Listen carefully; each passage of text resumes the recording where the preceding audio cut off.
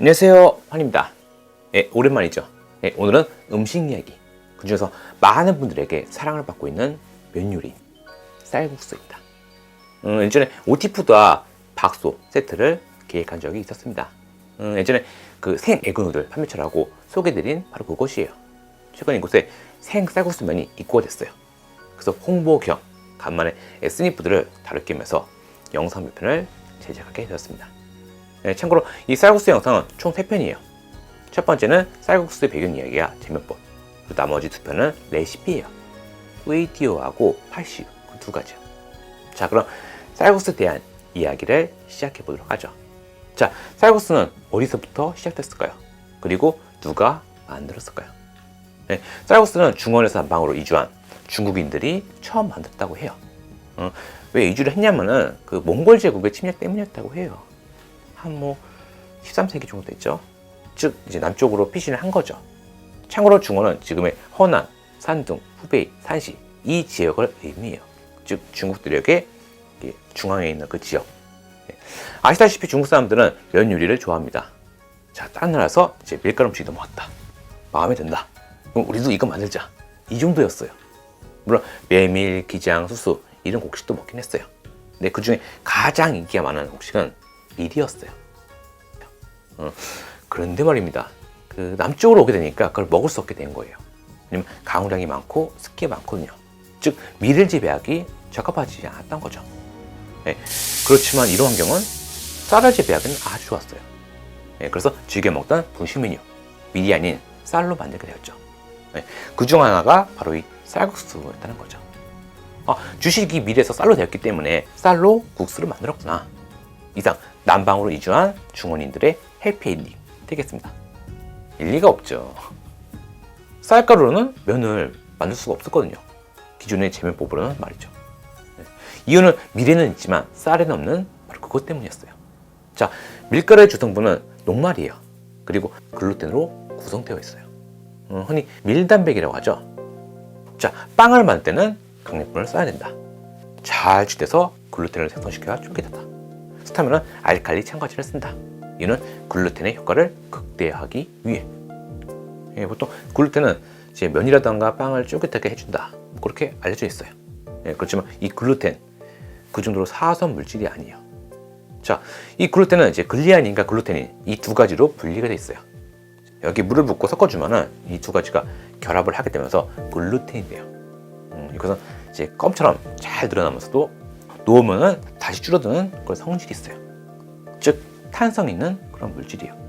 이 물질이 밀의 녹말 입자를 잡아주는 거예요. 탱탱하고 쫄깃쫄깃하게. 그래서 밀대로 밀거나 손으로 늘려도 끊어지지 않는 거예요. 자, 모래를 예로 들게요. 모래에 물을 붓고 섞어주면은 이제 뭉칠 수는 있어요. 반죽이 돼요. 근데 압력을 주거나 당기면은 이제 부서지죠. 이 모래에다가 실리콘 고무를 섞는다면은 어떨까요? 쉽게 부서지지 않겠죠. 밀가루 속 글루텐은 이제 실리콘 고무 같은 역할을 해줘요. 잡아서 잘 부서지지 않도록. 근데 이 글루텐이 쌀에는 거의 없어요. 그냥 없다고 보셔야 돼요. 그래서 쌀가루 반죽은 밀대로 얇게 밀 수가 없어요. 밀면은 다 부서지거든요. 설령 민다 하더라도 칼로 자르는 과정에서 부서져요. 또 설사 잘랐다 하더라도 들어올리면은 부서져요. 그렇지만 인간이란 난간에 봉착을 하게 되면은 해결책을 찾기 마련이죠. 바로 녹말의 호화를 이용하는 거예요. 자, 쌀을 불려서 밥을 짓게 되면은 끈적끈적해지죠. 그리고 찰기가 생겨요. 바로 그 원리를 이용하는 거예요. 자, 그 젖은 상태의 녹말이 열을 받게 되면은 부피가 늘어나게 되면서 점성이 생겨요. 밥, 무, 떡 등등 이런 원리 이용해서 만든 음식이죠. 자, 쌀국수를 만드는 방법은 다음과 같습니다. 먼저 쌀에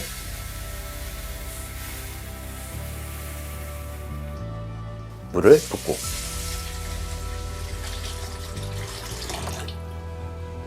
불려줍니다.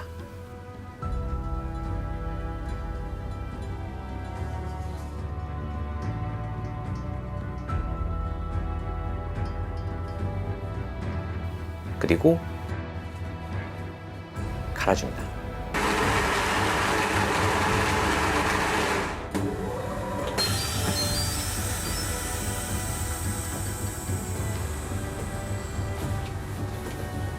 그럼 이렇게 뽀얀 액체가 만들어지죠.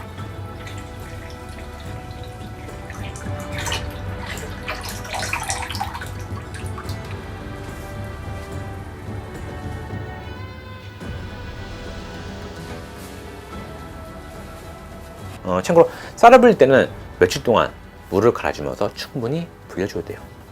흔히 발효를 시킨다 하는데 사실 오랫동안 불리는 거예요. 이렇게 오래 불리게 되면 쌀알이 부서지기 쉽거든요. 그럼 갈았을 때 이제 곱게 잘 갈리게 돼요. 그 옛날에는 맷돌을 썼잖아요. 그렇기 때문에 불릴 때부터 이렇게 잘 불려줘야 되는 거죠. 그 다음에는 이 쌀반죽을 틀에 부어줍니다.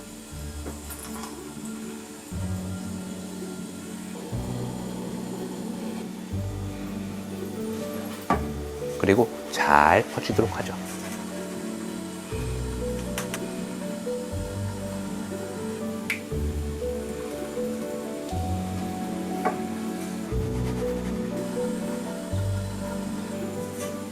토치나 냄비에 이틀을 올린 후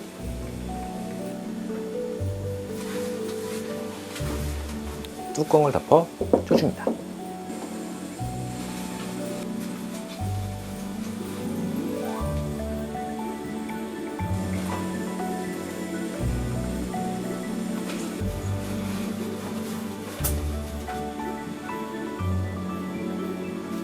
열어보면 쌀반죽이 익어 얇은 시트가 만들어졌어요.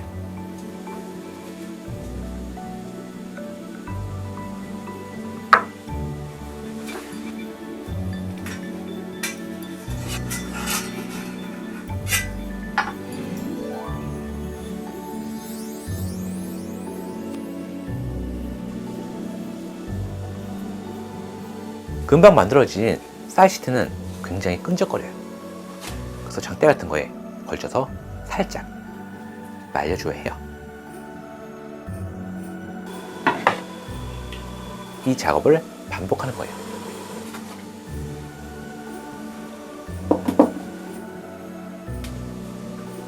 얇은 떡 식감의 피를 만드는 거죠.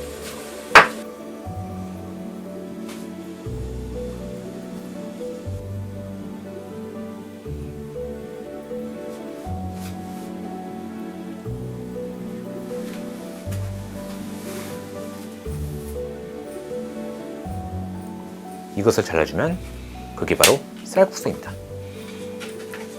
굵기에 따라 이름도 달라지죠. 칼국수처럼 넓게 잘라주면 센야이, 1에서 3mm 너비로 잘라주면 센랩, 소면같이 가늘면 센미. 이건 태국식 분리법이에요. 다른 나라에서는 어떻게 구분하는지 모르겠어요. 혹시나 알고 계신 분이 계신다면 코멘트 부탁드립니다. 근데 이 쌀국수 스팀이 아닌 다른 방법으로도 만들 수가 있습니다. 바로 틀을 사용하는 거예요. 쌀반죽을 틀에 넣은 후 뜨거운 물 위에 짜서 익히는 거죠. 우리나라의 냉면도 압축을 쓰죠.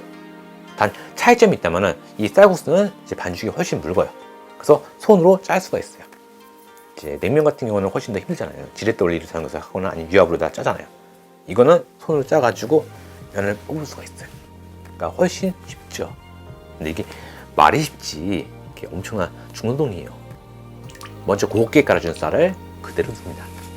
그럼 아래에 앙금이 가라앉죠. 물을 적당하게 제거한 후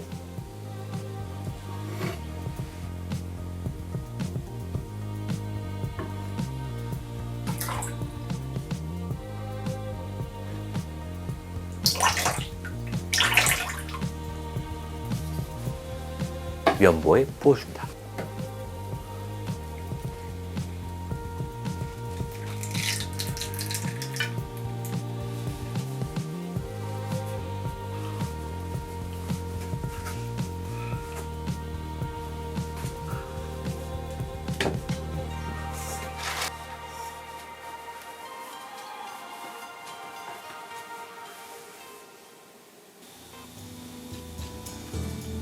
물이 다 빠지면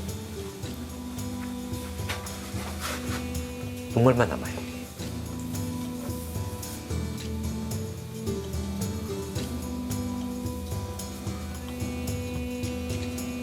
이것을 물에 넣어 삶아줍니다.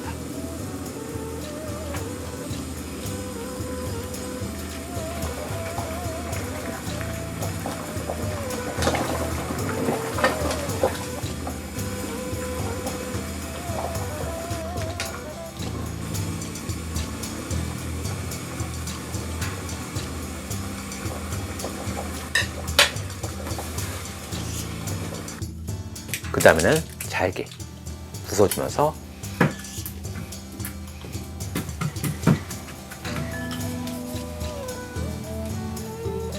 물을 섞어줍니다. 적절한 그릇가 될 때까지만.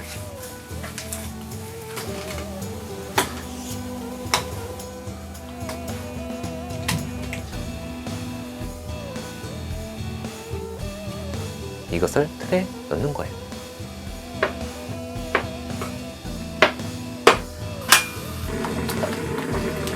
그리고 끓는 물 위에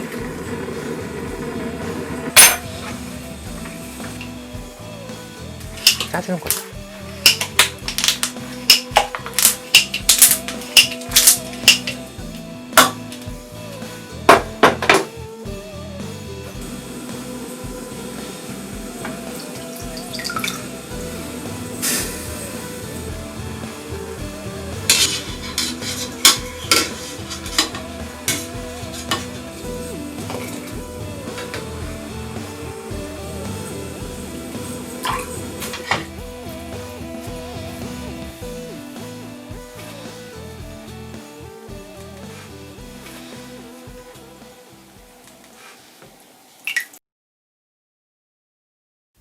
삶은 이렇게 쌀 녹말 그거 사람의 손으로 치대는 거 무리예요. 진짜 힘들어요. 디딜빵 이런 거 써야 되죠. 중국, 태국이나 미얀마 이제 시골 마을에서는 그렇게 만들기도 해요. 요즘 많이 사라졌겠는데 아직도 그런 곳이 있어요. 네, 요약하면은 쌀가루는 밀가루 달리 글루텐이 없다. 그래서 재배법을 달리 해야 된다. 바로 녹말의 화를 이용하는 것이다. 네, 방법은 쌀 반죽을 스팀을 쪄서 시트를 만들고 칼로 자르는 방법, 그리고 쌀 녹말이 익힌 후에 치대고 압출기로 뽑아내는 방법, 이렇게 두 가지가 있다. 네. 힘들죠? 쌀을 며칠 동안 불리고 갈아주고 스팀을 쪄서 썰어요. 아니면 찐 다음에 잘 치대가지고 압출기를 뽑고. 집에서 그 손칼국수 해먹은 거랑 노동의 강도가 달라요. 집에서는 맘만 먹으면 칼국수 해먹을 수 있잖아요. 이거는 무리예요. 물론 쌀가루가 있으면 일이 줄어들긴 해요. 그렇지만 쪄야 하는 거는 변함이 없네요. 그래서 쌀국수면은 이제 가게에서 사 먹는 게 이제 보편적이었어요. 자, 방앗간, 두부집, 기름집 같은 이제 가게 있죠. 쌀국수를 만드는 조그만 가게들이 현지에는 옛날부터 있었어요. 그러니까 전문 식당이라도 거기다 뜯어서 써요. 물론 요즘은 그렇게 안 만들죠. 공장에서 컨베이어 벨트로다가 묽은 쌀 반죽을 보내요. 스팀을 싸가지고 시트를 만들죠. 그리고 한쪽에서는 절단해가지고 면을 만듭니다. 그러니까 그렇게 만드는 곳이 많아졌어요. 그렇지만 이러한 쌀국수는 유통면에서 상당히 불리했어요. 수분량이 많아요. 그러면 그만큼 변질되기가 쉬워요. 사실상 떡이나 다름없는 그런 음식이니까, 더군다나 중국 남방이나 동남아시아라면 더 취약하죠. 물론 현지에서는 이 쌀국수가 이제 일상적인 음식이다 보니까 별로 문제가 되지 않았습니다. 만드는 즉시 금방금방 나가니까. 이 음식이 다른 지역으로 넘어가게 되면은 이제 취급하기 까다로워지죠. 자, 변질을 이제 막는 방법 중에 가장 쉬운 방법 뭐가 있을까요? 바로 건조예요. 생면을 말려주면은 이렇게 돼요. 이것을 쌀국수 겉면, 모양이 막대기 같다고 해서 라이스 스틱이라고 불러요. 이렇게 만든 겉면은 보관이 편하다는 장점이 있습니다. 사용 전에 미리 물에 넣어 불려주면 금방 익혀낼 수 있죠. 그런데 말입니다. 쌀국수 생면과 겉면 맛 차이가 크다는 거 아시나요? 일단 생쌀국수를 건조시키면 수분이 빠지면서 수축을 하게 돼요. 물에 넣으면 이제 원래 크기를 불어나요. 그렇지만 100% 원상복구가 되지 않습니다. 특히 면의 강도가 다르죠. 불린 쌀국수는 당기면 쉽게 끊어져요. 그렇지만 생쌀국수는 제법 오래 버팁니다. 이유는 불리는 과정에서 과도한 수분이 유입되었기 때문이에요. 그렇다고 조금 불릴 수는 없죠. 안쪽까지 수분이 가야 되니까요. 그렇다고 안 불리고 그냥 삶으면 표면하고 심부분의 식감 차이가 커지게 돼요. 그리고 오래 삶아야 돼요. 이 쌀국수를 삶아내면 어떨까요? 그 차이는 더 벌어지게 됩니다. 불린 겉면은 부드러운 식감이 주예요. 그렇지만 생면은 쫄깃함이 더 강해요. 밀가루면도 그렇죠.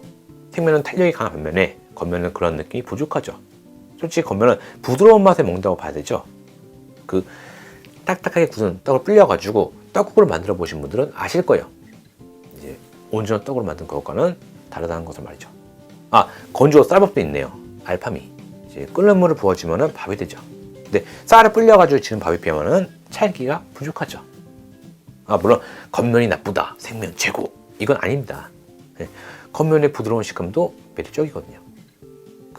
태국이나 베트남 여행 갔다 오신 분들 많이 그러잖아요. 한국에서는 현지에 그 맛이 안 난다. 일단은 현지인하고 국내인의 스킬 차이가 있죠. 입맛 차이도 있고. 그렇지만 식재료 차이가 좀 커요. 예를 들어서 현지에서는 이제 고기반 물반으로 육수를 내도 맛이 남아요. 이제 베트남 같은 데서는 태국기가 생각으로 안 비싸요. 그리고 향신료가 다르죠. 국내에 들어와서 1년 가까이 묵은 향신료. 현지 혹은 이웃나라에서 금방 수입해온 따끈따끈 향신료. 향의 느낌이 달라요. 묵은 쌀하고 햅쌀의 차이. 딱 그 정도. 그리고 또 하나, 면. 현지에서는 생면 사용이 그렇게 특별하지 않죠. 흔한 게 생면이에요. 그렇지만 국내에서는 겉면이 주이니까요. 물론 누들숲은 면이 부드러워도 충분히 맛있어요. 국물의 비중이 있으니까. 그렇지만 볶음면은 생면이 압도적입니다. 소스, 기름, 야채 이런 거다 보니까 면의 식감이라도 좋아야 되거든요. 그러니까 숲이 없으니까. 근데 겉면은 좀 부족한 느낌이 들거든요. 제가 팟타이를 예를 들어 볼게요. 아삭거리는 야채하고 새우하고 면을 씹어요. 근데 면이 부드러우면 면만 먼저 넘어가 버려요. 만약 면에 탄력이 있으면 밸런스가 딱 맞겠죠. 또 다른 예를 들어 볼게요. 이제 같은 국하고 차를 먹어도 밥에 따라서 느낌이 다르잖아요. 이제 쌀밥, 보리밥, 소스밥 아니면 섞은 거 느낌이 다 달라요. 면도 비슷해요. 특히 단품으로 먹는 면은 더더욱 그렇죠. 자, 이렇게 쌀국수 이야기가 다 끝났습니다. 쌀국수 재면을 살짝 보여드렸지만 솔직히 중노동이어서 사 먹어야 돼요. 그러니까 쌀국수면은 사 드세요, 제발. 현지 식당에서 사다 쓰는 걸요. 쌀국수 맛집, 유명 맛집 그런데도 진짜 써요. 한 20년 전만 하더라도 국내 에스닉이 막 들어왔을 무렵이었어요. 그러다 보니까 이제 겉면위주였거든요. 그러니까 선택의 자유가 없었어요. 근데 수요가 많아지다 보니까 이렇게 생면도 들어오게 되었습니다. 일단 생면 같은 경우는 냉동이에요. 그럼 이 냉동 상태를 유지를 해야 되겠죠. 그러다 보니까 웬만해서는 드리기가 어려웠어요. 그러니까 기회가 되신다면 생면으로 요리를 해보시는 것도. 네, 면 구입처는 아래 더보기 링크에 있습니다. 자, 오늘 영상 여기까지고요. 다음번 구이띠우 영상에서 찾아뵙도록 하겠습니다. 자, 그럼 안녕히 계세요.